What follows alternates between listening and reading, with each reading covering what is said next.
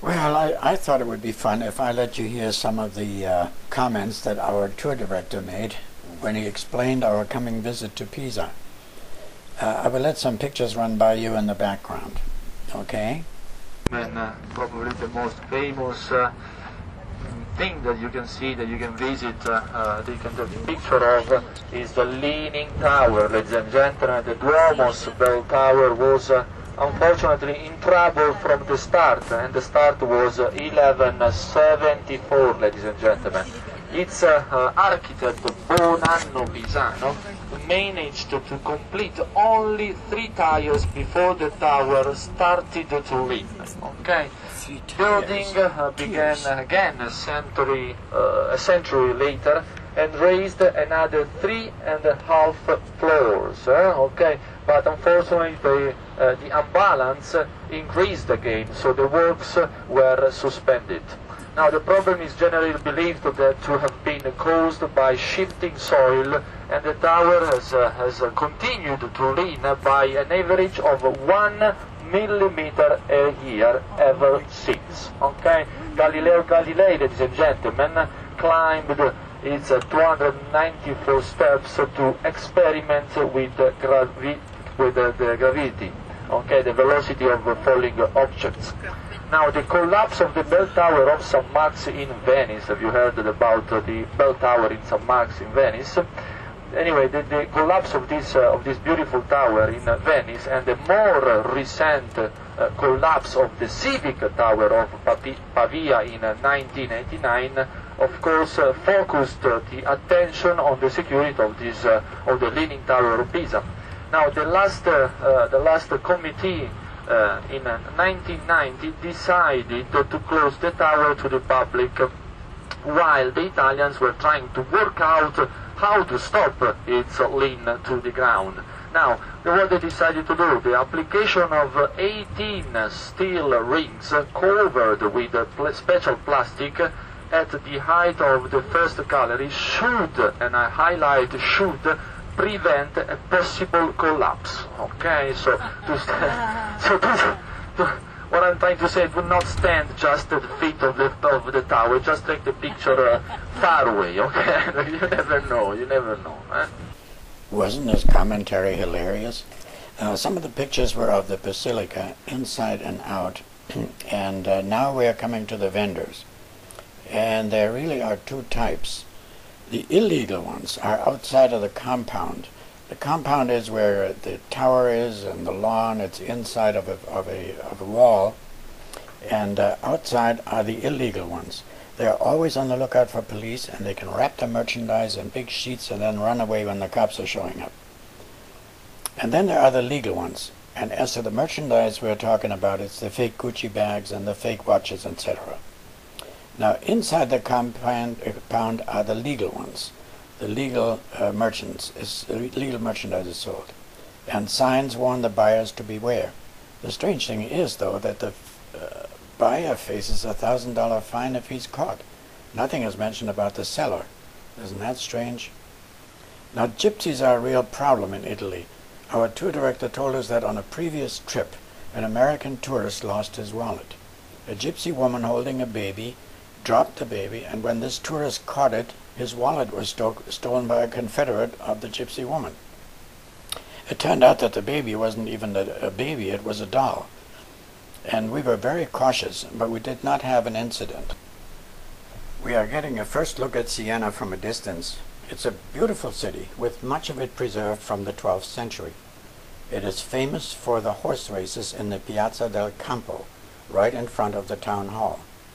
These races take place on July the 2nd and on August the 16th, and it's a rivalry between 17 city districts, and it's celebrated throughout Italy.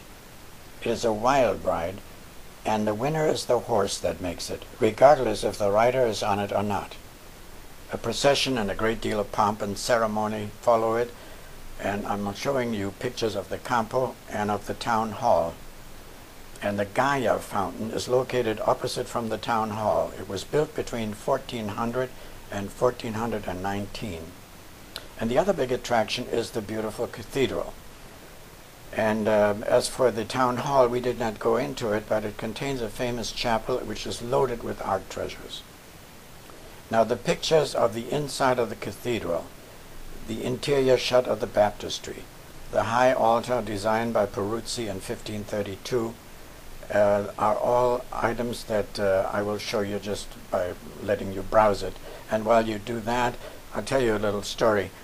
On one of the tours prior to this one, our tour guide told us that he had a British woman in the tour, and every time they went into a church, she mumbled something like ABC, and finally he asked her, what is that all about? And she said, it means another bloody church, which made me laugh because we are at the point now where we feel the same way. I mean, it's too much of a good thing. We've seen so many churches now, and so many interiors of churches, and mosaics, and tapestries, and whatnot.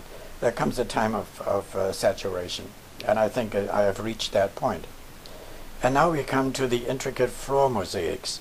The one with the color white are the oldest ones, and the colorful ones are newer, but then we're talking about be it 1200 or 1400, so really it doesn't make that much of a difference. Also, the next thing you will see is a copy of the Three Graces. It is a sculpture going back to the 3rd century BC.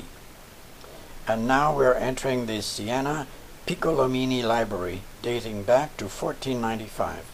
It's a rectangular room entirely covered by frescoes depicting the main events in the life of Pope Pius II. The paintings have never been touched, and they look as fresh today as they did the day they were installed. And now we're on our way to San Gimignano. San Gimignano. Hard to pronounce, isn't it? A beautiful small town.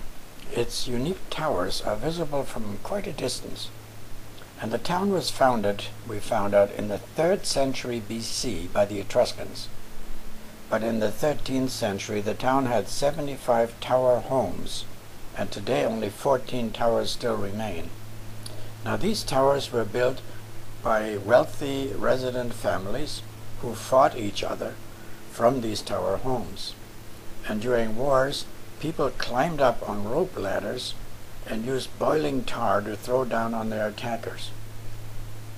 In the late 13th century, the Black Death decimated the population by more than 50%, and the wealthy families fled the city and left their tower homes behind, and only in the 19th century were the homes rebuilt. The plaza of this cistern is named after the ancient cistern that is still in use. And wherever you look, you can see old houses that have once been towers. The upper stories have been removed over the years. We came across a class of art students from Munich who were spending time in San Gimignano painting. And taking a walk on the walls surrounding the town, we had a fantastic view of the countryside. And the last picture is of our new friends from Bombay, Vera and Baram. Baram told me a nice joke. Here goes. An American couple was visiting Israel. The wife dies. The husband has to decide whether to bury his wife in Israel, $500, or send her back home, $1,500. He was undecided. A friend said, why don't you bury her here? This is where Jesus was buried and raised from the dead. The husband said, that does it. She goes home. The friend asked, but why? Because I don't want to take that chance. Okay, now on to Montecatini and our hotel.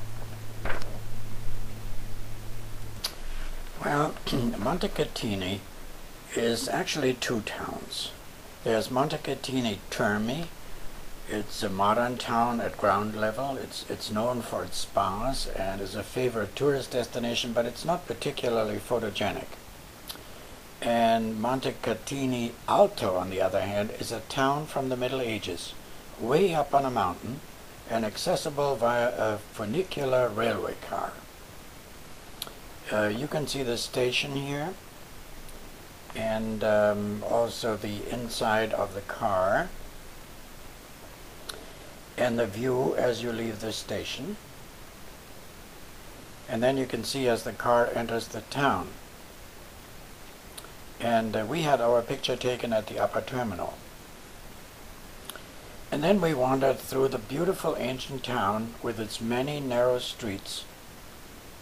And yet even there you see some cars and even the occasional cab.